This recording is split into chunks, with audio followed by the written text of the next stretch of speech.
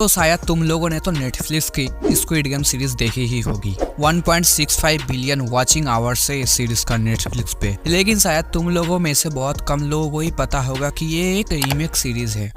ये क्या हो गया? ये क्या सुन रहा हूँ मैं? मतलब कि रीमेक तो नहीं, इंस्पिरेशन कह सकते हो। जैसे कि बॉलीवुड साउथ की मूवीज से लेते हैं। एलिस इन बॉर्डरलैंड ये वही सीरीज है जिससे इंस्पायर होकर स्क्विड गेम सीरीज बनाई गई थी। तो वो कौन कौन सी वजह है जिसकी वजह से ओरिजिनल से ज्यादा एक रीमेक सीरीज चल गई और एलिस इन बॉर्डरलैंड को जो पॉपुलैरिटी मिलनी चाहिए थी वो क्यों नहीं मिली। चलो बिना किसी देरी के वीडियो को स्टार्ट करते हैं। वीडियो में आगे बढ़ने से पहले इन दोनों सीरीज के बारे में थोड़ा सा तुम लोगों को डिटेल्स दे देता हूँ। तो एलिस इन बॉर्डरलैंड एक जापानीज सीरीज है और स्क्विड गेम एक कोरियन सीरीज है। जहाँ पे एलिस इन बॉर्डरलैंड रिलीज हुई थी 2020 में। दूसरी तरफ स्क्विड गेम उसके अगले साल रिलीज हुई थी। एलिस इन बॉर्डरलैंड के अभी तक 2 सीजन आ चुके हैं, जहाँ पे स्क्विड गेम का दूसरे सीजन का भी अभी तक अनाउंसमेंट नहीं हुआ है। एलिस इन बॉर्डरलैंड की IMDb रेटिंग है 7.7 आउट ऑफ 10। दूसरी तरफ स्क्विड गेम की IMDb रेटिंग है 8 आउट ऑफ 10। और जैसा कि मैंने कहा था कि Squid Game Alice in Borderland से थोड़ा सा इंस्पायर्ड है।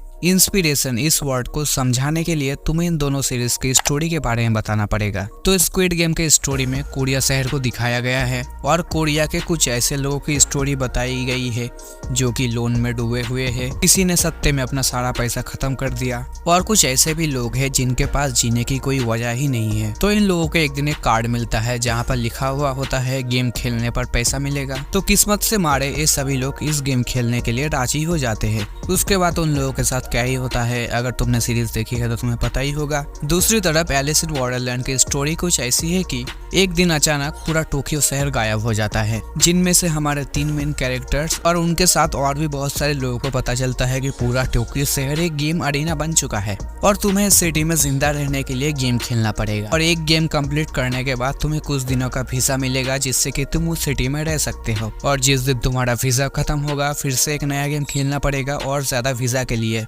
उसके बाद सीजन 2 के एंडिंग में अपना हीरो लास्ट गेम खत्म करने के बाद अपने शहर वापस आ जाता है, लेकिन वो अपने घर पर नहीं अस्पताल में मिलता है, जहाँ पर उसका बड़ा भाई उसे बताता है कि कुछ दिनों पहले टोक्यो शहर में एक उल्का पिंड गिरा था जिससे कि बहुत लोगों की मौत हो जाती है और उसके साथ वो कुआं में चला जाता है। तो अपने हीरो ने अब तक जितनी सारी भी गेम्स खेली थी, ये जो पूरा टोक्यो शहर गेम अरीना बन चुका था, ये सब कुछ उसका बस एक सपना था।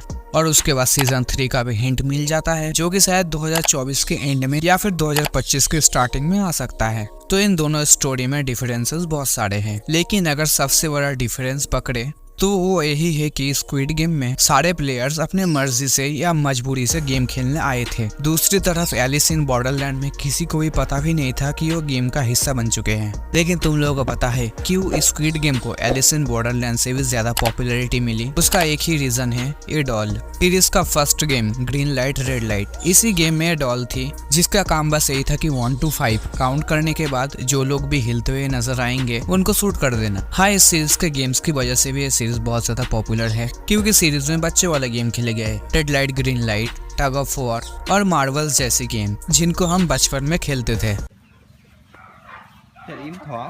But according to my opinion Alice in Borderlands में जो गेम्स थी वो स्क्विड गेम के गेम से बहुत ही ज्यादा परफेक्ट थी, क्योंकि उन गेम्स में तुम्हें फाइट करना पड़ेगा, टीम वर्क के साथ खेलना पड़ेगा, उसी के साथ दिमाग का भी इस्तेमाल बहुत ही ज्यादा करना पड़ेगा, जैसे कि king of spades, 3 of clubs, 7 of hearts, इस तरह के गेम्स। उसी के साथ एलिस इन बॉर्डरलैंड में जो विजुअल्स दिखाए गए हैं, भाई साहब अगर तुम इस सीरीज को देख लेते हो तो तुम इस सीरीज के फैन हो जाओगे। एक और चीज है जिससे कि मैं स्क्विड गेम से ज्यादा एलिस इन बॉर्डरलैंड को पसंद करता हूँ और वो है कि उनके कैरेक्टर्स पे टाइम देना। जहाँ पे स्क्विड गेम में सिर्फ पॉजिटिव कैरेक्टर्स की स्टोरी को दिखाया गया है, वहीं पे एलिस इन बॉर्डरलैंड में पॉजिटिव कैरेक्टर के बैक स्टोरी के साथ उन सभी नेगेटिव कैरेक्टर्स के बैक स्टोरी को दिखाया गया है जिनको कि किसी मजबूरी के कारण बुरा बनना पड़ा। लेकिन मेरा जो फेवरेट कैरेक्टर है वो है दाइकिची। लॉन्डे का दिमाग और शांत स्वभाव को देखकर तुम इस बंदे के फैन हो जाओगे। इस कैरेक्टर से हमें सीखने को मिलता है कि अगर मौत भी तुम्हारे सामने खड़ा हो तो तुम कैसे अपने दिमाग को शांत रखकर उससे बच सकते हो। खैर, तुम्हें स्क्विड गेम और एलिस इन बॉर्डरलैंड दोनों सीरीज में सबसे अच्छा कौन सा लगा? अपना ओपिनियन कमेंट में जरूर बताना और देखते रहो ट्रेडिशनल ह्यूमन।